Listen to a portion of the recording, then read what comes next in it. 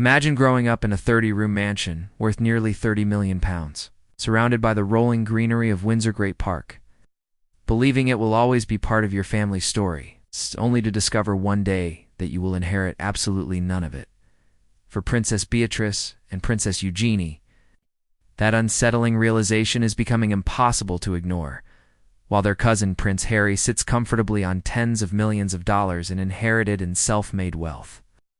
The daughters of Prince Andrew are facing a very different royal future, one where their most iconic family home, Royal Lodge, may vanish from their lives entirely, leaving them with little more than memories. Hello everyone, and welcome back to the channel.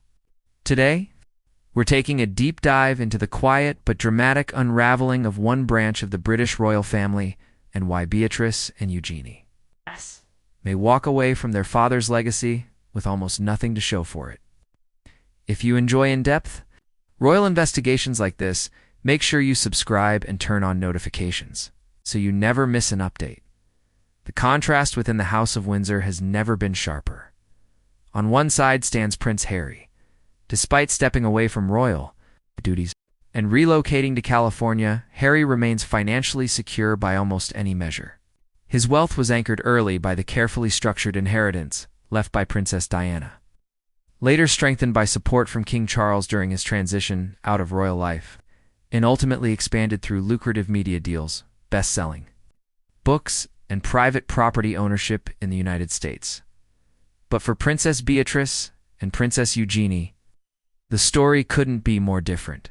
For years, royal watchers quietly assumed that Royal Lodge, the magnificent Grade II listed mansion Prince Andrew has occupied since 2004, would one day remain in the York family, perhaps passed down to his daughters, or at least preserved as a long-term family home. That assumption, turns out, was dangerously wrong. Recent revelations from property experts and royal insiders have made one thing painfully clear. Royal Lodge is not an inheritance. And once Prince Andrew leaves, there may be nothing left for his daughters at all. The reason lies in the complex and, often, misunderstood world of royal property law. According to property expert Elliot Castle, Royal Lodge is not privately owned by Prince Andrew in the traditional sense. Instead, it is a long-term leasehold property owned by the Crown Estate. That distinction changes everything. A leasehold means you don't own the land or the building itself, you only own the right to live there for a specific period of time. Once that lease ends or is terminated, the property automatically returns to the freeholder. In this case, that freeholder is the Crown Estate. And when that happens, there is nothing to pass on. Prince Andrew signed a 75-year lease on Royal Lodge in 2003, paying a reported one-time fee of around £1 million. On paper, it sounded like an extraordinary deal for a historic mansion of that scale. But the lease came with enormous obligations. Andrew was required to fund extensive renovations himself, renovations that reportedly cost more than £7 million. He modernized the interiors, upgraded security, restored historic features designed by famed architect John Nash, and even added amenities like a swimming pool. It was a massive personal investment, likely made with the belief that he was securing a legacy for his children, but legally, that legacy doesn't exist. If the lease is surrendered or revoked early, whether due to financial strain, maintenance failures, or pressure from the Crown Estate, every pound spent becomes a sunk cost. The house simply reverts back to the Crown, and Beatrice and Eugenie walk away empty-handed. To understand why this loss cuts so deeply, you have to understand what Royal Lodge represents. This isn't just a house. It's a piece of British royal history. Originally known as Lower Lodge, the property dates back centuries and was transformed in the early 19th century by John Nash for King George IV. It later became the beloved country home of the Queen Mother. Tisha years. For her, Royal Lodge wasn't just a residence, it was home in the truest sense of the word. She raised Princess Elizabeth and Princess Margaret there, tended the gardens personally, and filled the estate with family life. When she passed away, in 2002, Royal Lodge stood as a symbol of continuity, tradition, and royal belonging. Prince Andrew's move into the property felt like a natural continuation of that legacy for Beatrice and Eugenie. It became the backdrop of their childhood birthday. Parties, holidays, family gatherings, and even wedding celebrations. Eugenie hosted her wedding reception there in 2018. Beatrice held an intimate celebration there as well. It is woven into the most important moments of their lives, and now, legally speaking, it is nothing more than a ticking clock. Maintaining a 200-year-old 30-room Regency mansion is astronomically expensive. Estimates suggest that annual maintenance and security costs exceed hundreds of thousands of pounds. Heating alone during a British winter is staggering. Specialized conservation work is constant and non-negotiable.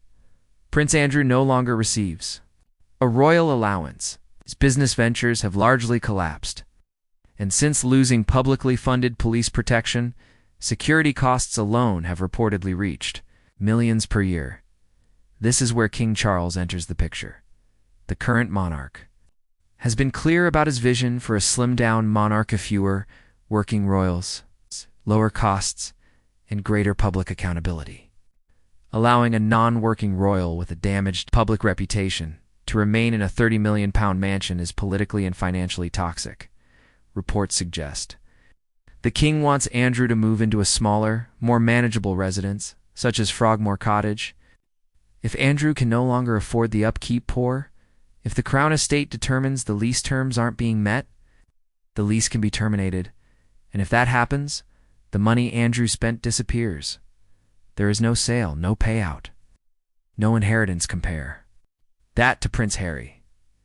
Harry inherited an estimated $20 million from Princess Diana, carefully invested and protected in trust. He also benefited from the Duchy of Cornwall while he was a working royal and reportedly received a substantial transition fund when he stepped away.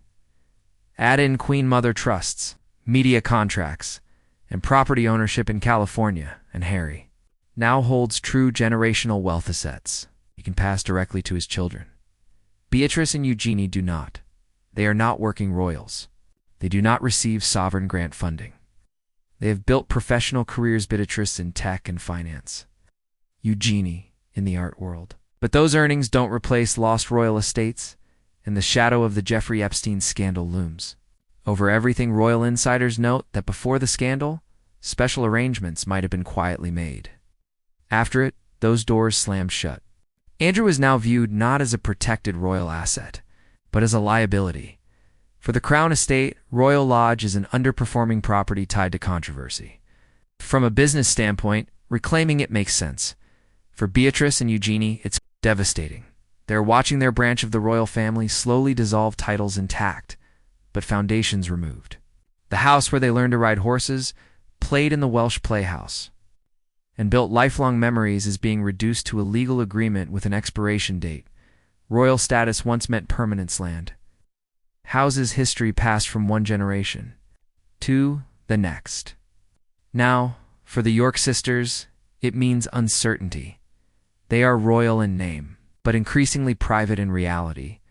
And when the doors of Royal Lodge finally close behind their father, they may close forever.